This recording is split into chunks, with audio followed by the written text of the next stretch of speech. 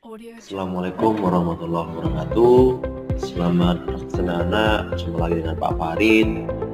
Pada kesempatan keempat ini, pada pertemuan kali ini Bapak akan menyampaikan kelanjutan dari materi pada mapel akuntansi dasar.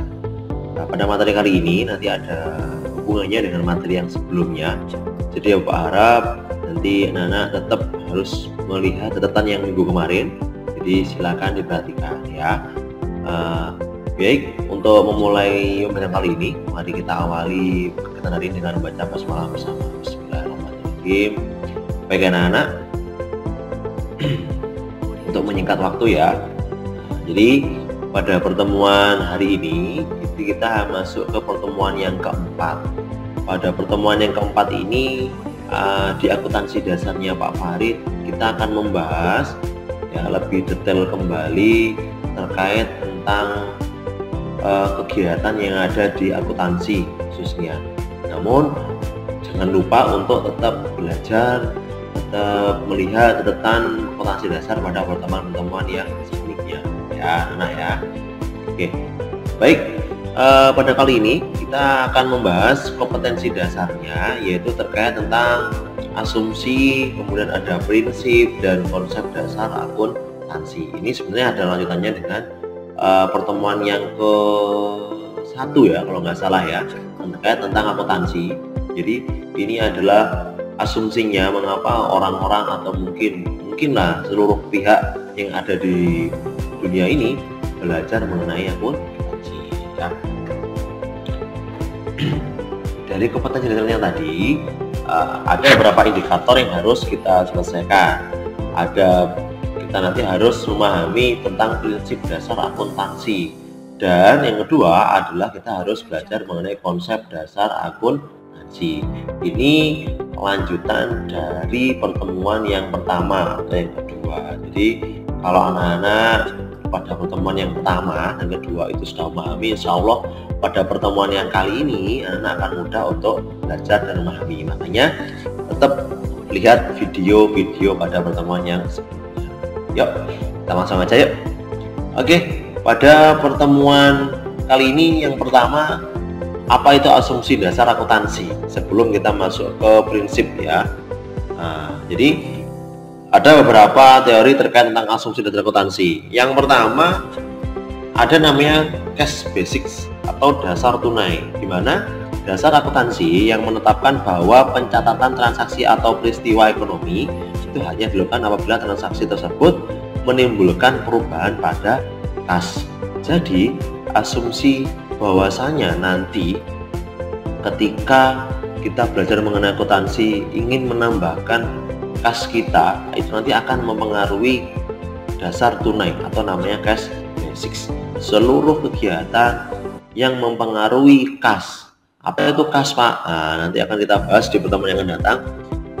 Pokoknya seluruh yang mempengaruhi tentang budget kita, keuangan kita, baik itu keuangan masuk atau keuangan keluar, dan kita harus mengeluarkan uang, itu namanya adalah dasar tunai atau cash basics.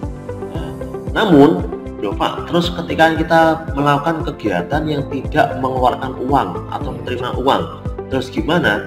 Nah, itu nanti akan diatur yang kedua, yaitu namanya adalah actual basics atau dasar actual, di mana ini dasar akuntansi yang mengakui transaksi dan peristiwa lainnya pada saat kejadian. Jadi apapun transaksinya, baik itu mungkin secara tunai atau ngasih uang atau tidak, baik itu kredit atau DP, itu nanti akan masuk ke actual basics ya. Jadi ingat ya, kalau cash basic kita menerima uang atau mengeluarkan uang, tapi kalau ada kegiatan atau transaksi yang tidak ada wujud uangnya tapi ada transaksinya, itu masuk ke actual basics. Jadi pahami ya?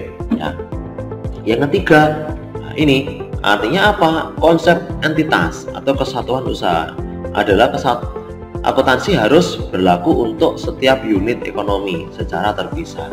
Dengan demikian, kejadian keuangan yang menyangkut suatu unit ekonomi tidak boleh dicampur dengan unit ekonomi yang lain. Artinya apa? Dalam ilmu ekonomi itu memang ada beberapa bagian. Artinya akuntansi. Jadi akuntansi itu adalah cabang ilmu dari ekonomi. hanya akuntansi lah ilmu yang tidak boleh digabung-gabung dengan ilmu yang lain. Jadi ketika kita belajar akuntansi, maka kita harus fokus di dalam akuntansi itu sendiri. Ya, ini adalah asumsi dasar akuntansi.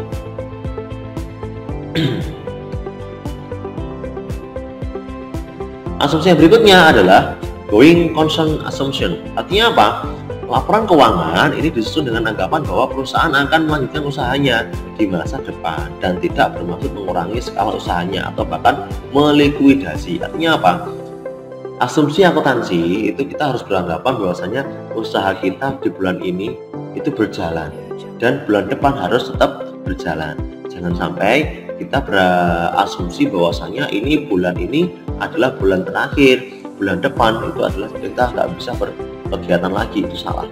Apapun kondisi kita harus berpikiran bahwasanya usaha kita ini harus berlanjut, ya, baik itu mungkin kondisinya kondisinya melikuidasi atau artinya kondisinya mungkin rugi, tapi kita tetap harus berpikiran bahwasanya usaha kita akan tetap lanjut. Itu namanya going concern assumption, ya.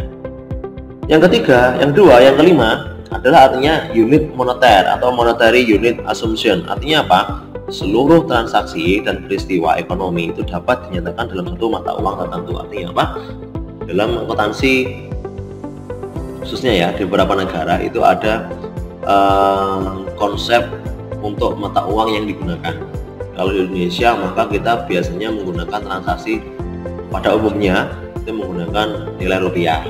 Namun kalau kita sudah akuntansinya sudah go internasional, kita sudah antar negara, maka yang kita pakai adalah mata uang nasional atau mata uang yang dipakai oleh seluruh negara. Yang umumnya itu adalah dolar, ya. Artinya lah monetary unit assumption.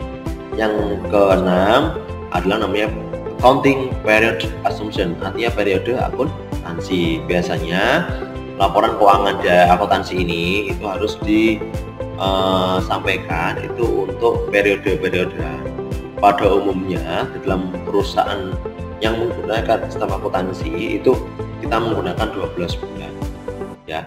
Di periode yang kita pakai adalah 12 bulan. Ingat ya. Nanti kalau ada pertanyaan ada soal, anak-anak bisa nulis kalau periode di akuntansi pada umumnya adalah 12 bulan. Ya, ini mengenai asumsi akuntansi. Yang berikutnya, setelah kita sudah belajar asumsi lah, kita masuk ini namanya prinsip dasar akuntansi, ya. Oke. Ada beberapa prinsip yang harus kita bahas. Yang pertama adalah historical cost principles. Artinya apa? Prinsip ini menghendaki digunakannya harga perolehan atau harga yang diterima ketika pembelian atau harga pertukaran yang disetujui oleh kedua belah pihak yang berkaitan dalam transaksi. Prinsip dasar akuntansi itu kita tidak punya harga pasti, ya. Ketika kita ada kesepakatan bersama antara penjual dan pembeli, itu sudah bisa dikatakan sebagai prinsip biaya historis. Artinya apa? Artinya adalah seluruh harga yang dikehendaki oleh kedua belah pihak. Itu prinsip yang pertama. Prinsip yang kedua artinya adalah revenue recognition principles. Apa itu? Adalah prinsip pengakuan pendapatan, di mana prinsip ini yang mengacu pada aliran masuknya aktiva yang timbul dari penyertaan barang atau jasa yang dilakukan oleh suatu unit usaha selama satu periode tertentu. Artinya apa? Barang dapat kita tentukan harganya atau dasarnya itu ketika kita sudah mengetahui pendapatannya. Mungkin biasanya kalau di perusahaan itu dalam satu periode, itu ya, itu namanya prinsip pengakuan pendapatan. Yang ketiga itu adalah prinsip mempertemukan atau matching principle. Prinsip ini mempertemukan artinya antara biaya dengan pendapatan yang timbul karena biaya tersebut. Jadi prinsip yang timbul karena antara biaya dan pendapatan itu saling berkaitan. Biasanya ini berhubungan dengan awal dari pendirian usaha.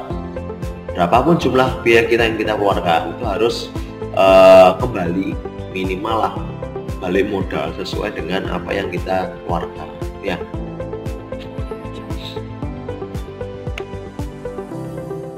Prinsip yang berikutnya lagi adalah namanya consistency atau consistency principle atau prinsip konsistensi. Prinsip ini digunakan agar laporan keuangan dapat digunakan setiap periodenya serta dapat dibandingkan dengan tahun-tahun sebelumnya. Dalam akuntansi laporan yang kita gunakan itu harus saling berkaitan. Laporan tahun ini, contoh 2020, nanti harus ada hubungannya dengan tahun 2020. Ataupun laporan keuangan 2020 ini adalah kelanjutan atau penerusan dari laporan keuangan 2019. Akuntansi adalah konsisten, jadi tidak bisa terpisah. Ya. Prinsip yang berikutnya ada namanya full disclosure principle atau prinsip pengungkapan penuh atau lengkap. Artinya apa? Laporan keuangan itu harus disajikan secara lengkap karena informasi yang disajikan itu merupakan ringkasan dari transaksi yang jadi selama satu periode dan saldo dari akun tertentu. Dalam akuntansi nanti di pertemuan kelima kita bahas lagi. Jadi di dalam akuntansi kita memberikan informasi terkait tentang keuangan di perusahaan itu sangat lengkap. Contoh misalnya nanti di pertemuan kelima kita akan lebih lanjut. Jadi ada namanya laporan keuangan. Dalam laporan keuangan itu ada 4. Ada laporan laba rugi, ada laporan perubahan modal, ada namanya laporan neraca atau neraca, ada namanya laporan arus kas. 4 ini biasanya sangat dibutuhkan oleh pihak-pihak yang membutuhkan informasi akuntansi. 4 ini itu saling berkaitan. Nah, ketika kita hanya memberikan satu aja, yang 3 kita tidak berikan, maka tidak lengkap, tidak penuh. Nah, ini bisa menimbulkan banyak masalah atau pertanyaan. Makanya dalam akuntansi, ketika kita membuat laporan keuangan itu harus berisikan data yang penuh atau data yang lengkap, atau namanya prinsip pengungkap penuh dan lengkap. Jadi adik-adik harus dipahami ya. Tuh. Nah, selain ada prinsip, ada asumsi, maka yang berikutnya adalah konsep dasar akuntansi. Nah, ini konsep-konsepnya ada ini, ada namanya entity theory atau konsep entitas bisnis. Menyatakan perusahaan adalah suatu kesatuan ekonomi yang terdiri sendiri atau terpisah, baik pribadi dari pemilik perusahaan maupun dari kesatuan ekonomi lainnya. Konsep yang kedua adalah namanya money measurement konsep atau konsep pengukuran uang, menjelaskan bahwa uang merupakan alat ukur umum dan paling tepat untuk pengukuran analisis akuntansi. Karena di konsep yang kedua ini memang benar ya. Jadi di akuntansi itu memang tidak pernah lepas dengan namanya uang. Nah, makanya kalau adik-adik dulu di SMP ya, pernah di MTS pernah mendengar akuntansi ngitung duit, memang benar. Karena di akuntansi kita belajar untuk menghitung kondisi keuangan kita atau perusahaan kita, apakah memang dalam keadaan good ya, atau dalam keadaan jelek. Nah, ketika keadaan good atau baik, maka kita bisa melaksanakan kegiatan akuntansi atau mungkin siklus di dalam perusahaan itu sangat baik. Jadi memang akuntansi lebih ke uang ya, baik bukan uang yang paling banyak, tapi uang yang kita hitung, punya akuntansi. Konsep yang ketiga adalah kelangsungan usaha atau going concern. Konsep ini mengasumsikan bahwa perusahaan akan terus berlanjut sampai waktu yang tidak ditentukan. Dalam akuntansi kita nggak bisa memprediksi 1-2 tahun, 3 tahun kita akan bangkrut, kita akan bubar, tidak bisa. Kita di akuntansi kita hanya bertugas untuk memberikan informasi akuntansi ya, jadi ingat-ingat. Tapi kita harus optimis bahwasanya kondisi keuangan di perusahaan itu akan baik untuk jangka waktu yang lama. Itu adalah konsep akuntansi terkait tentang kelangsungan usaha. Konsep yang keempat adalah konsep 2 aspek akuntansi. Hubungan bisnis antara manajemen dan pemilik mengakibatkan manajemen harus selalu bertanggungjawabkan aset yang telah dan sedang dikelolanya serta menyajikan sumber aset tersebut. Artinya apa? Ketika kita sudah memberikan informasi akuntansi kepada pemilik atau manajemen, nah nanti yang bertanggung jawab tidak lagi kita, tapi adalah pemilik dan manajemen. Apakah aset yang kita informasikan itu sesuai dengan yang dimiliki atau tidak ya? Karena itu nanti hubungannya adalah dengan pertanggungjawaban pemilik dan manajemen. Itu konsep yang keempat. Konsep yang kelima adalah namanya konsep biaya. Perusahaan memiliki kepentingan untuk menentukan nilai jual agar diperoleh laba yang diinginkan. Ketika kita sudah memberikan informasi akuntansi, maka perusahaan itu akan bisa menentukan harga lanjutan dari barang yang mungkin dijual atau dibuat. Ketika harga sebelumnya kok sudah mengalami kelebihan atau keuntungan, maka cukup mungkin tidak usah dinaikkan atau diturunkan. Tapi ketika setelah kita berikan informasi akuntansi, kok ternyata barang yang dijual itu ternyata masih sedikit untungnya, maka kita bisa untuk mengambil keputusan harga barang itu bisa dinaik. Nah, jadi ini adalah konsep dasar akuntansi ya. Nah, konsep yang berikutnya ada namanya konsep periode akuntansi. Bisnis akan tetap ada selama jangka waktu yang lama dan tidak ditentukan. Seperti yang tadi, jadi dengan akuntansi kita bisa memberikan kepastian kepada seluruh pihak dalam perusahaan bahwasanya kita masih bisa berdiri untuk jangka waktu yang lama. Yang berikutnya, konsep penandingan atau matching konsep. Perubahan diakui bahkan pada saat pengeluaran kas telah terjadi, tetapi kita suatu produk atau jasa secara aktual memberikan kontribusi terhadap pendapatan. Artinya apa? Bahwasanya kas itu bisa dikeluarkan ketika memang ada kondisi jumlah kas yang tersedia. Ketika memang masih ada, ketika sudah tidak ada, maka kita nggak bisa memberikan beban pengeluaran kasnya itu ya. Yang konsep akuntansi berikutnya adalah konsep upaya dan hasil atau effort and accomplishment. Itu konsep penandingan, berarti bahwa biaya dikeluarkan dalam rangka memperoleh penghasilan yang disebut adalah pendapatan. Jadi dalam akuntansi itu setiap penerimaan itu kebanyakan adalah pendapatan ya. Jadi ini adalah konsep dasar akuntansi. Jadi adik-adik silakan dipahami. Kalau emang belum paham bisa diulang kembali videonya ya. Oke, adik-adik terima kasih sudah melihat videonya Pak Farid. Sekali lagi Pak Farid sampaikan, jadi materi pertemuan keempat ini adalah materi kelanjutan dari materi yang kedua atau pertama terkait tentang akuntansi. Apabila memang adik-adik masih ada pertanyaan, bisa adik-adik tulis pertanyaan adik-adik di kolom komentarnya, atau misalnya lebih cepat bisa langsung WA ke Pak Farid di nomor yang sudah tertera di grupnya masing-masing ya. Kalau emang masih belum paham lagi, bisa diulang lagi videonya. Dan Bapak ucapkan terima kasih dan mohon maaf apabila mungkin Bapak menyampaikan kurang tepat ya. Tetap di rumah, jaga kesehatan, tetap perhatikan protokol kesehatan COVID karena masih banyak orang-orang di luar sana yang terindikasi terkena COVID ya. Terima kasih. Wassalamualaikum warahmatullahi wabarakatuh.